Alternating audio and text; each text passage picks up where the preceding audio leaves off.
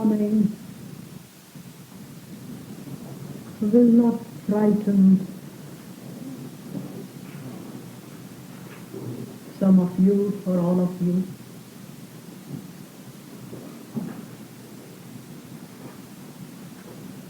What we are going to look at and investigate this morning is rather subtle, deep, and therefore serious.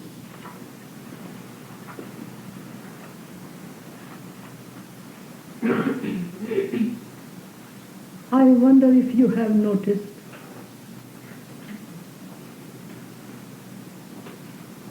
that everything that has a beginning has an end.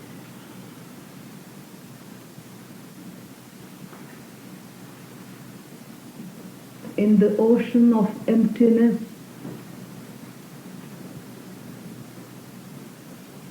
in the ocean of formless space, forms are born. As the fish are born of water, forms are born of the formless.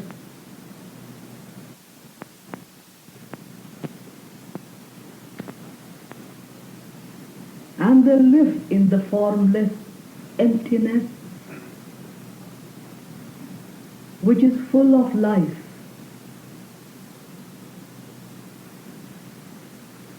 It is the mysterious fullness of the empty space which contains birth and death.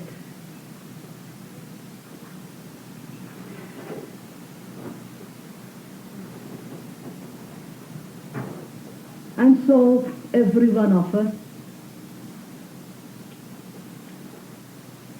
is born in time, and the physical structure shall die someday. Death is certain, and it is the ending of the physical structure. This is a very simple, noticeable fact.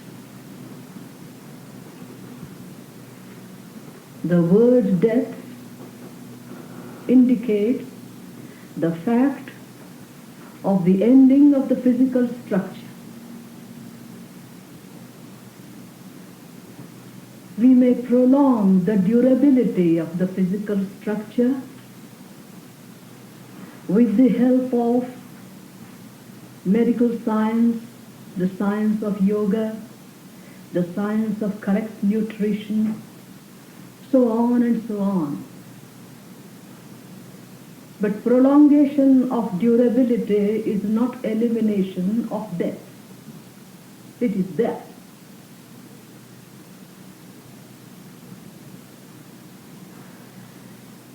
The awareness of death can result either in the stimulation of love for life and living, so that one lives intensely and deeply every moment and goes through every relationship with all the energy, attentiveness, concern, and care that one is capable of. Or one resists psychologically the fact of death, and the resistance is called fear. When I resist a fact psychologically, that psychological resistance and the movement of that resistance is fear.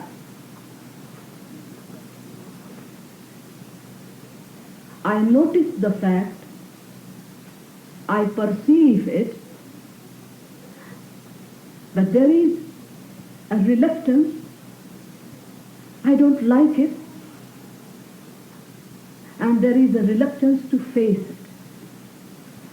Psychologically, one would like to avoid it, and one knows very well that one cannot avoid it. So the desire to avoid, the resistance to meet the fact, the resistance to face the fact, cumulatively result in what you call the movement of fear. If there is no resistance to the facts of life psychologically, I wonder if there will be any movement within us of the inhibition called fear. Fear exists in the resistance, in the reluctance, in the unwillingness.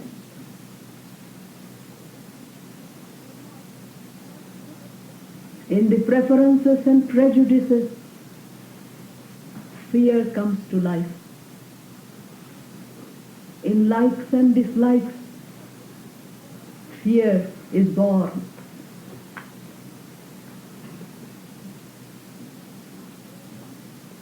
So either there is stimulation of love for life, or there is the inhibition of fear. The fact of death is there, but one can get related to it in either of these two ways.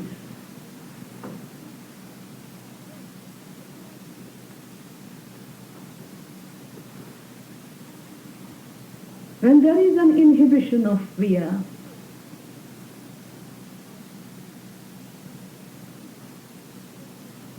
the capacity of belief and credulity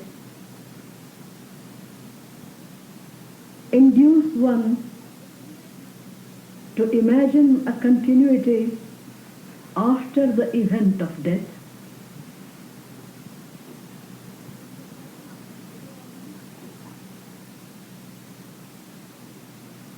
And theories are born, conclusions and ideologies are derived. But we are not going to go into the issue. The point pertinent to us is, as death is the ending of the physical structure, which we might have noticed in our everyday life, meditation is the ending of the self-conscious structure.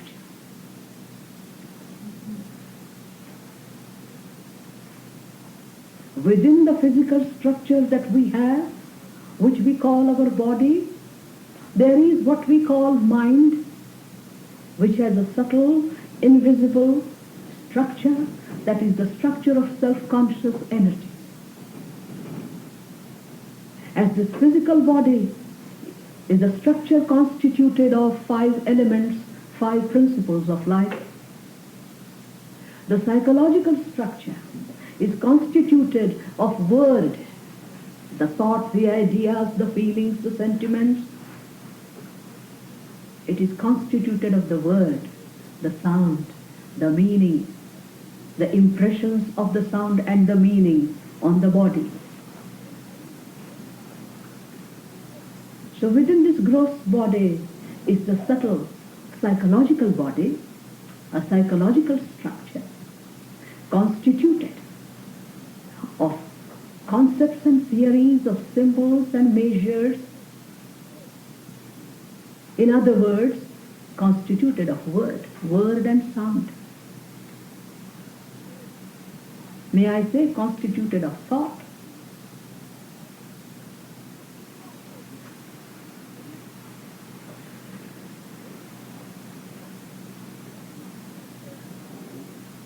And the state of meditation is the ending of this self-conscious structure.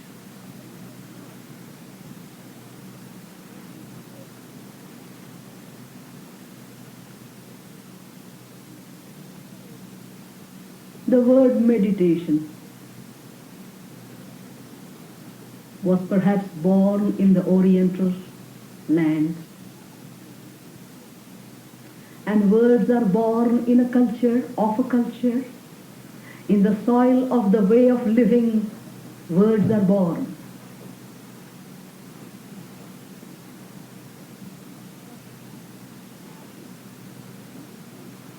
If the words are taken away and removed from the context of the lifestyle,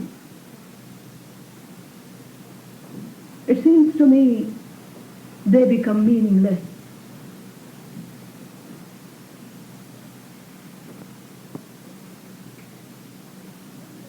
We are communicating in English language as it is known to us. But meditation is a word that is taken from the English language to translate something that was born in the East and had a Sanskrit word called dhyana.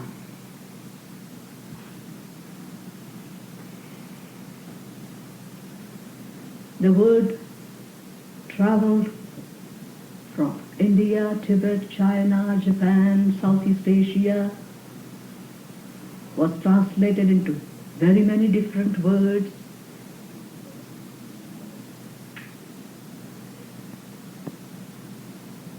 And as the word travels, it is stretched and it is bent,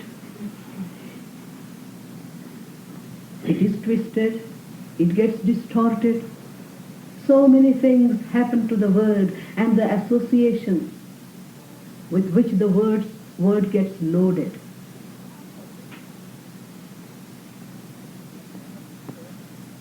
Now originally, as far as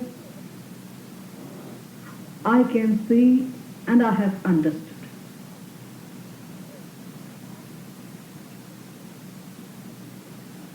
meditation is a state of being and not a psychophysical activity.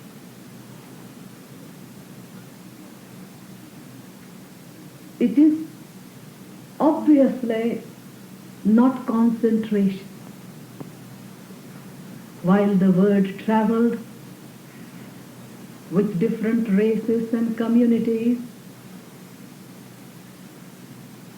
it has been used in a very loose way to imply a very important and significant activity of concentration. To concentrate is to focus all your psychophysical energies in an exclusive direction on a predetermined point of destination. It is an activity that takes place in time and space. It has a point of arrival, a point of destination, determined by the individual or collectively by the society.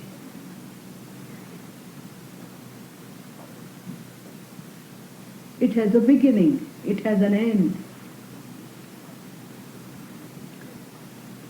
And this activity of containing your attention on one point, focusing your attentiveness in an exclusive direction on one point, I said, is a significant activity. It can be a part of education because it strengthens the mind. If you look at a point in space, if you look at the flame of a candle, a point drawn on a wall, a leaf of a tree, if you stare at the sun, the moon, or any other point in space, and if you can hold that look, if you can contain and sustain, then the sight becomes stronger. Concentration is really the translation of the Sanskrit word dharana. Dharana is derived from a Sanskrit root to dhru. Dhru is to hold, to contain. The power to contain.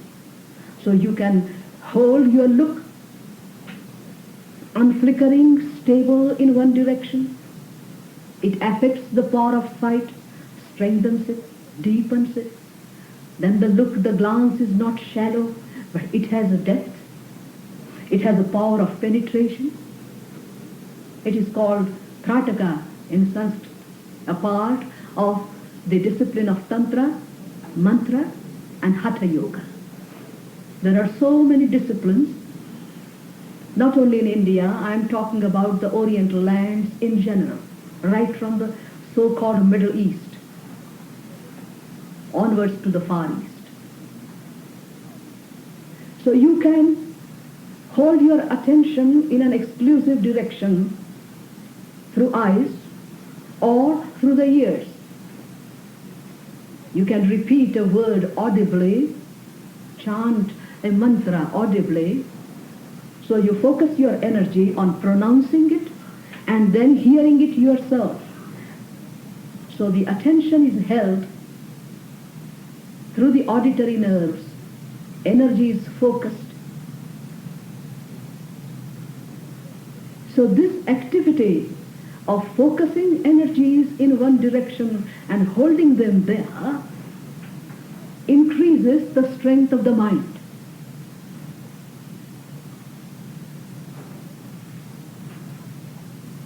And such powers can be cultivated. Then you can hold your attention on 10 different points simultaneously, enter into 10 different activities, 10, 20, 100. The attention does not get fragmented, though it is focused on 100 points simultaneously.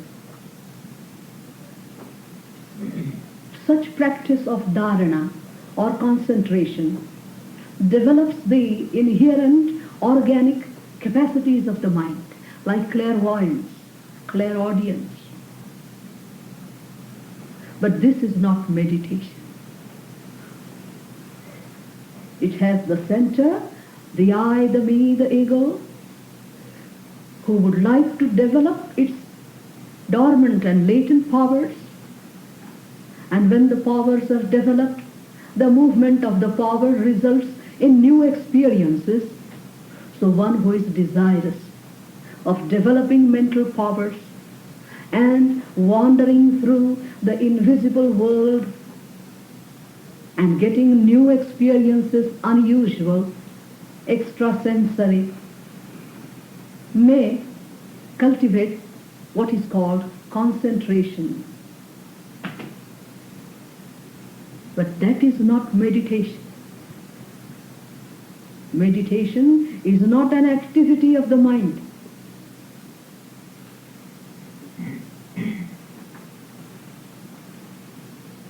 It's not an activity of the body or the mind. It's rather cessation of all movement of the known, the conditioned.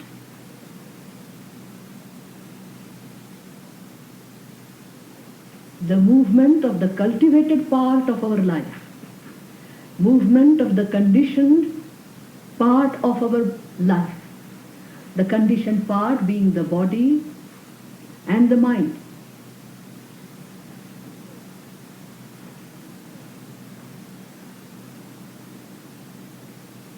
When there is a cessation of the movement of the mind, obviously, I, as the center of that movement, the center from which the movements were born, also does not move.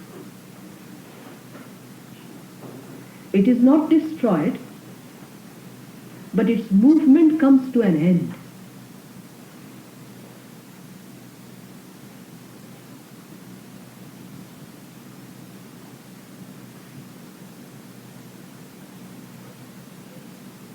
If you coordinate and correlate this point to the point where we had left our communication yesterday morning, we will see that in the beginning, the self-conscious energy goes into abeyance voluntarily and watches when the involuntary movement takes place. We had seen yesterday that after one has moved from the state of experiencing and doing, one finds oneself, one lands in the state of observation, where there is the division of observer and observed. It's not a physical division, it is a psychological division. As the psychological division takes place when you become the looker and you become the looked at, sitting in front of a mirror, near a lake, near a pool of water. You are divided there into the looker and the looked at. And yet you are one. You are not two. Though there is a division, there is no fragmentation.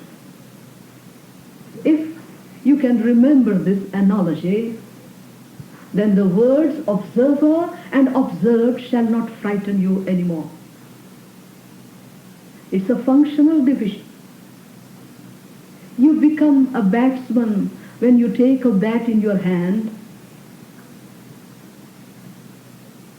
and play the game of cricket. But when you put away the bat, you are no more a batsman. Or away from the field of the game, you are no more a fielder. While you are bowling, you are a fielder. But the moment the game is over, you are neither a fielder nor a batsman, you are you. But when you had become the batsman, there was no division between what you were and the batsman. Or when you take up a role in drama, and you play Othello, Desdemona, there is no division between you and the role that you take. So in order to learn observation, non-reactional attention, one had accepted the division voluntarily, which is a functional division, not an absolute permanent division. Now when the contents of the consciousness were exposed and one was looking at it without suppressing, denying, wishing them away, without accepting, one was just watching them, then the division between the conscious, subconscious and unconscious gets eliminated, because the contents have been exposed to the attention, to the intelligence. So whether you are alone sitting in your room or you are with the people moving through the mind, there is nothing as subconscious and unconscious left for you. Though the movement takes place on the surface, you are aware of what is happening deep within you. So you don't move fragmentarily, saying that consciously I want to do this, but I don't know what happened to me subconsciously, and therefore it overpowered me. There is no chance left then to pretend ignorance, to plead ignorance, because one is aware jolly well of what is happening within oneself. And that awareness of the contents of our consciousness creates a humility. There is so much bad in the best of us and so much good in the worst of us. You remember the rhyme? That it ill behoves with any of us to find fault with the rest of us. That's what you learn as children. But as long as one has not looked at the contents, one is in a very dangerous position on a slippery ground, because one wants to be very kind and affectionate to the people, and in the midst of a relationship, something pushes from inward and makes one behave in an ugly way, a rather mean and petty way. One believes that one has been behaving properly, kindly, but the other person with whom you are living notices the pettiness, the meanness, the jealousy, the anger, the callousness, the indifference in your eyes, in the movement and the gestures of the body, in the tone of your voice, and in the other person. And when the other person points it out to you, then you get angry. You say you are doubting, you are suspecting. I didn't mean it that way. Because one has not looked at the contents and one has an image of oneself. But through the state of observation, all the images nourished on belief and credulity, based on imagination, topple down. They are shattered. They are broken to pieces. And observation leaves you with the naked reality of your factual being. It's a beautiful state. You are denuded completely. And you see yourself as you factually are. So that one can begin to live anew. A living based on images created by others and accepted by us. Or images created by us based on the ignorance about our factuality. They have no life. In the beginning, one feels a kind of thrill and a romance in keeping so many images in the basket of memory and projecting and presenting one to one person, another to another person. It's a nice game that one enjoys playing as one grows. And back in the privacy and of solitude, privacy of aloneness, one looks at all those images and questions oneself, which is the real me? That game loses its charm and fun as one becomes mature. So, the state of observation brings about a fundamental, radical, qualitative change in the quality of the being, that one is no more ignorant about oneself. The images are shattered and one is denuded of the images, and therefore one is in the factual reality. So that awareness of the factual reality of oneself stimulates a humility, and therefore the quality of relationship also changes. No desire, no haste of imposing one's conclusions and thoughts and ideas upon others. No desire to dominate, to lord it over others. So pliability, a beautiful humility and pliability, a tentativeness in the expression when you are communicating, and not the stiffness and rigidity of assertions, it is so, it is not so, and I am correct and you are not.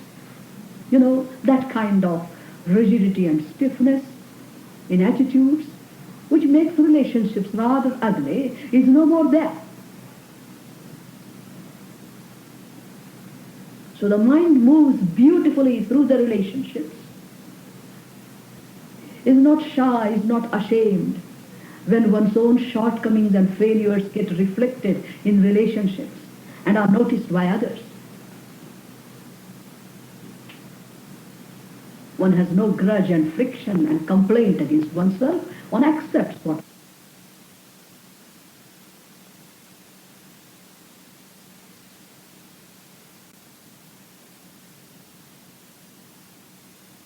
against oneself. One accepts what one is aware of what one is, and therefore life changes. At every step, at every discovery of truth, there is a qualitative change in the being and in the relationships. Now, we move a step further. Just now what I described to you was the substance and summary of what we have done, gone into and looked at, investigated in the last 3 days. Now we have 2 more days to go. And this morning is the 3rd morning at our disposal. So, the dysfunctional division of the observer and the observed becomes unnecessary as the contents of the consciousness have been exposed. It is no more there, the division. You were an observer as long as there was ignorance about the content. One had not looked at the contents. Becoming functionally an observer was necessary. Dividing the self-conscious energy into observed and observer was necessary. But when the totality of consciousness remains exposed to you in every movement and at every moment, the division obviously, logically, has no place and no scope. So, this is the state. If this is the state, and when this is the state of life, when you are alone and while you are in the midst of relationship, if this is the state, then let us proceed. Then when you sit down, there is no experiencer, no doer, and no more the observer. Please see this. Speculation won't help here. Experimenting, investigating by oneself will bring us to this fact. And what we are going to converse about today and tomorrow will not yield to any speculation of a brilliant brain, because religion is not a speculative game. Now, take a step with me that there is no observer, no experiencer, neither doer nor observer. It's an ocean of consciousness which has no center of the self.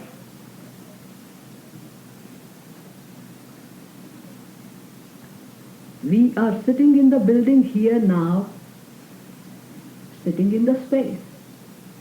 Though the conscious mind is related to the walls, the ceiling, the roof, no ceiling here, the roof, the floor, the doors, the windows, the shapes of the pillars, the conscious mind is related to it.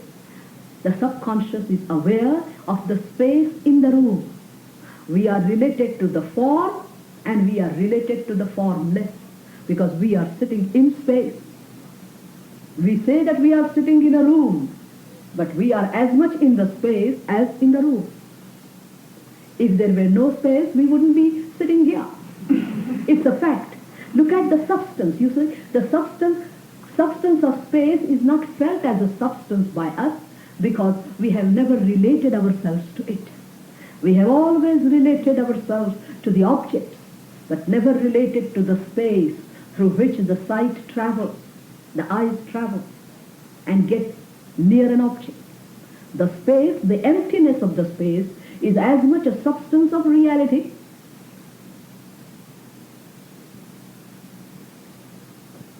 as the trees, the sun, the earth, and the oceans are. We feel the oceans as substance, and when the word emptiness or space is uttered, we feel as if there is something which is not real. The reality of the substance of space is not felt as such, though the science of physics tells you that the mystery of creation is contained in the emptiness of space. It contains innumerable energies right now, here in this room, in the emptiness of this space. So many notes of music might be traveling here in this room. You bring a radio, switch it on, and they will become manifest for you. Vibrations of sound energy and light energy are right now here in the room. If we can't see them, it's a reflection on the limitations of our body, not on the substance of reality. So what this morning I'm trying to bring across to you through the words is the fullness of this empty space. The substance of the emptiness. Because we have emptiness within. We have such a space within us. In the tiniest blood cell or brain cell, there is this mysterious space. So when we say there is a discontinuation of the voluntary movement, it is the discontinuation of the conditioned movement. The hands are trained to or move this way. When I say I'm not moving the hand, it's the conditioned movement of the hand that is withdrawn. When I don't speak, it is the conditioned movement of the speech that is withdrawn. Speech has gone into abeyance. The voluntary physical movements have gone into abeyance. And the voluntary mental movement has gone into abeyance. So the conditioned movement is discontinued. And there is an ocean of energy, ocean of consciousness left without a center. There is no I.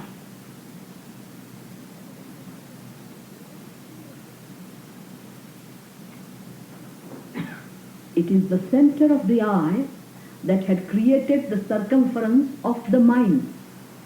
The me and the mine, the I and mine. The boundaries, the frontiers of mine. My knowledge, our knowledge, the knowledge of the human race, experience of the human race. So, in the conditioned energies, there was a point, the me, and the circumference, the human knowledge, experience. When the division of the observer and the observed has become irrelevant and therefore gone into abeyance, merged completely into abeyance, then what remains is an inner space without a center and without a circumference.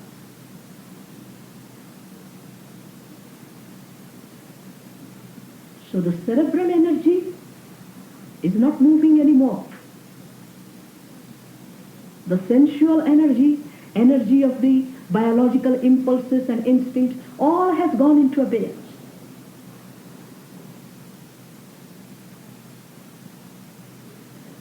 This total non-action is the state which could be compared to dying and death. Please watch the words which could be compared, which is not the same, but which could be, for giving an analogy, for the sake of understanding. So there is an emptiness. For the first time, we are in an intimate encounter with the emptiness.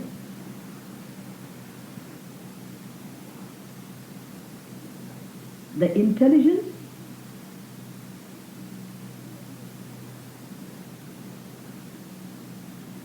which permeates the whole universe, a kind of sensitivity that permeates us, is left with an inner total emptiness or space. I know the mind will ask the question, what is this intelligence? Where does it come from? Is it a part of our inheritance? The mind will bring up so many questions. The intelligence, the sensitivity is not a part of inheritance. It is an energy, sensitivity is an energy which has defied conditioning of any manner, of any shape whatsoever. What is the proof that such intelligence is there in all of us?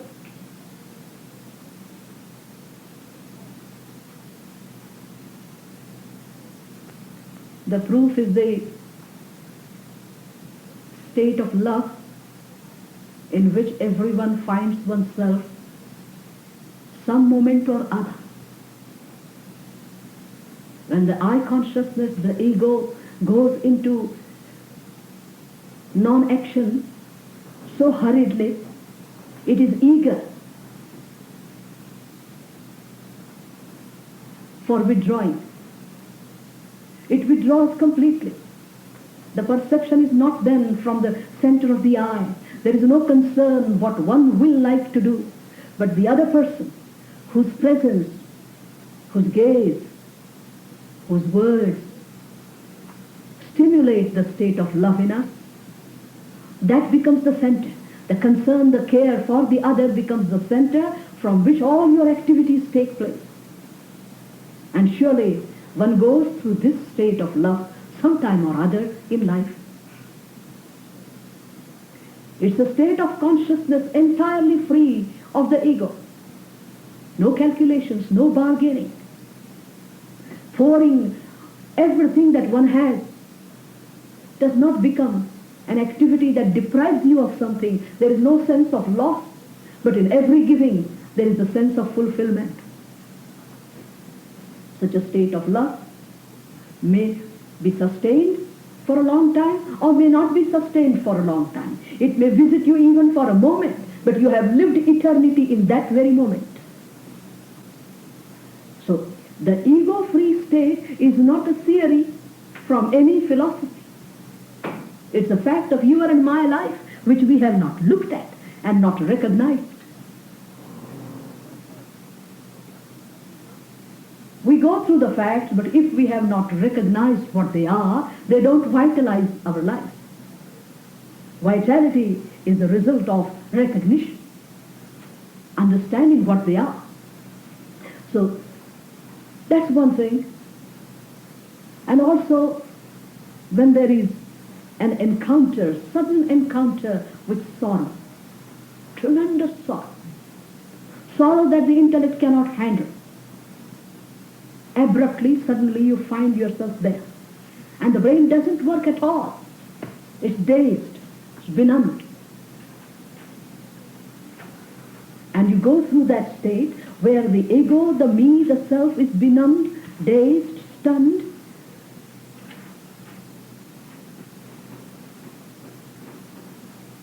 And a different energy out of that shock of sorrow, the energy of intelligence, the energy of sensitivity, is born in that very moment and gives you strength and power which would have been otherwise impossible for the weak mind to have.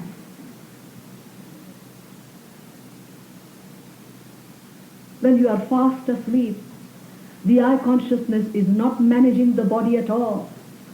It also has gone to sleep.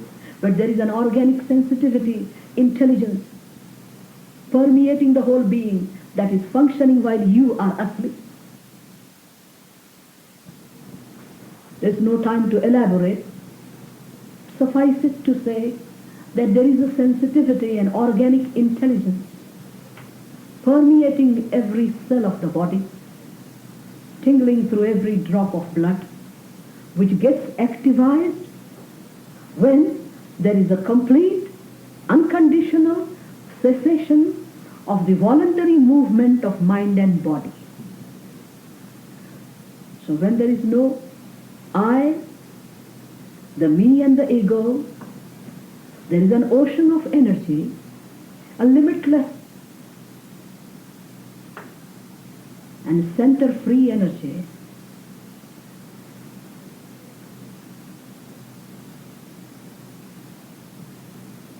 which feels the emptiness, which feels the space.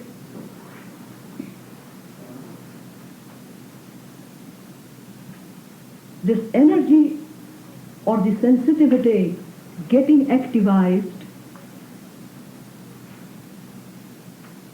is a fact that takes place in the life of an inquirer.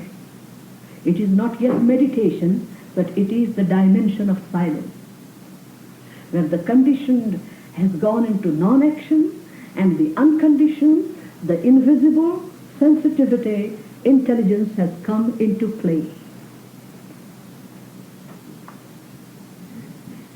Has this intelligence any content? Consciousness had a content. Consciousness had the content of thought, word, past. But intelligence has no content. The only content it has is the emptiness. Space is the content of that energy. It has no past. Thought, feelings, trends are inherited. There is a physical, biological inheritance, psychological inheritance. But this has no past. It is the sensitivity which is in your body and around you, in even the blade of grass, in the drop of water, in the bird, in the elephant, in the ocean, in the plants. There is an organic intelligence or sensitivity which functions in the universe and which functions in us too.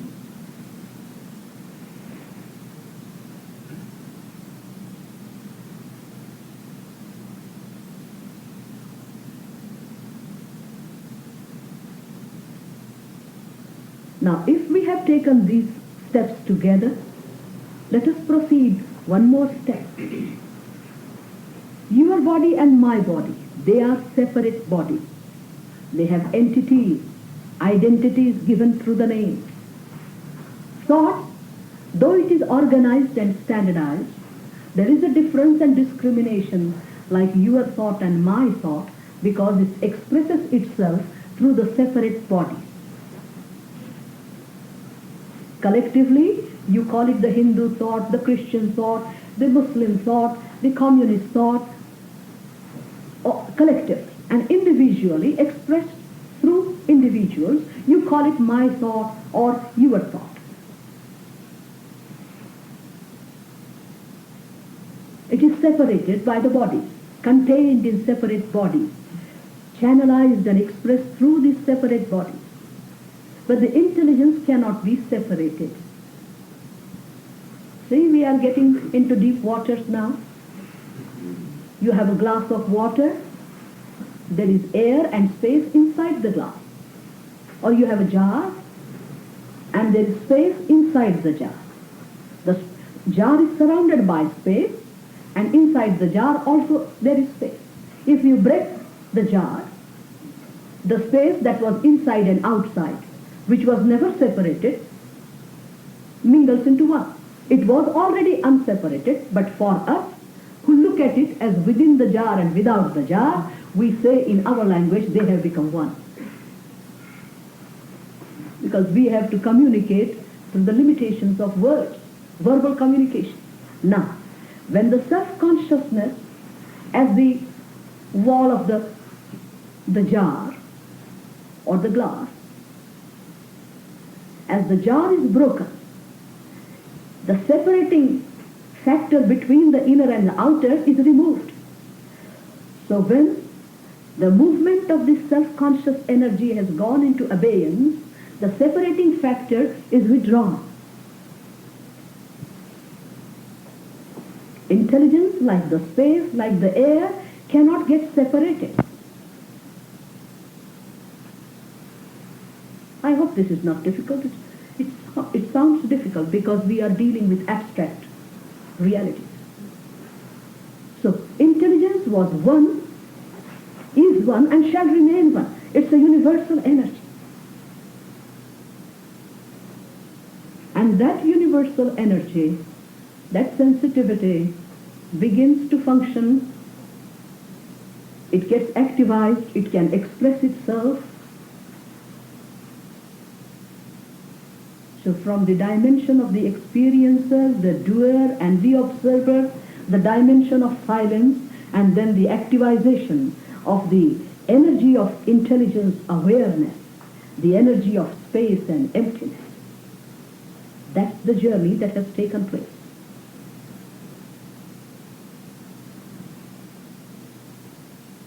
This intelligence, having no past, no conditioning, has a vitality which is indescribable in our language of duality. It's an undivided, unfragmented energy. It's an energy not contaminated by thought, not touched by thought. We have measured thought. Can silence be measured? Silence has not been poisoned by the touch of any measurement. Love cannot be defined, cannot be described. It defies the touch of words. Beauty, silence, love, innocency. We are just looking at the things we are acquainted with.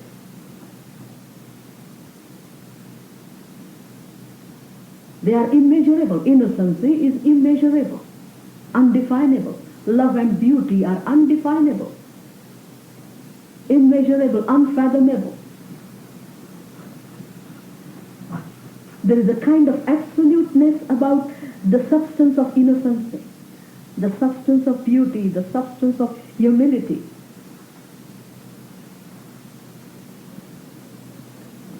You can cover a form. The formlessness cannot be covered. It's neither naked nor covered.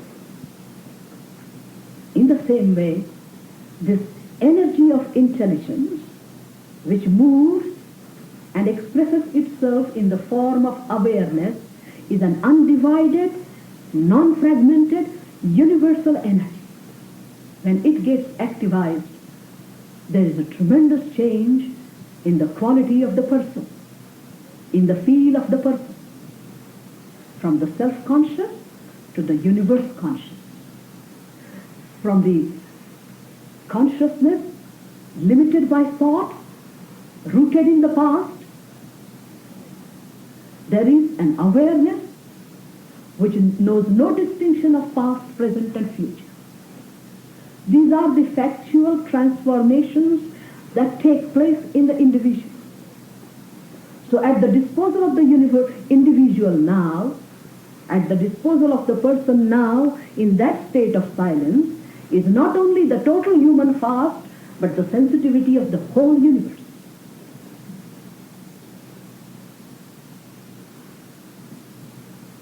Out of that sensitivity, out of that awareness of the whole, the person expresses himself or herself with the help of the limited brain and thought structure, with the help of the senses. The senses move, but not controlled by the thought structure.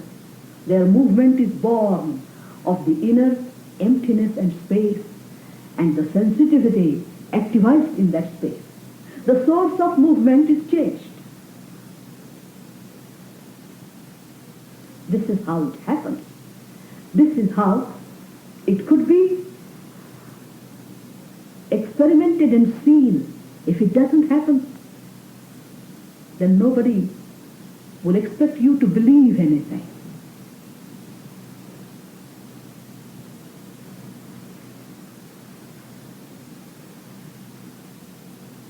So from the state of observation to the state of silence, and the activization of the universal intelligence or the cosmic supramental energy. It has transcended the self. The evolution travels through simple sensitivity, simple consciousness, self-consciousness, and transcends into a consciousness that has no self and no frontiers.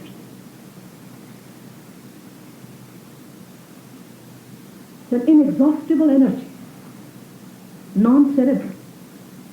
And yet, there is a movement, therefore, it is not a state of meditation.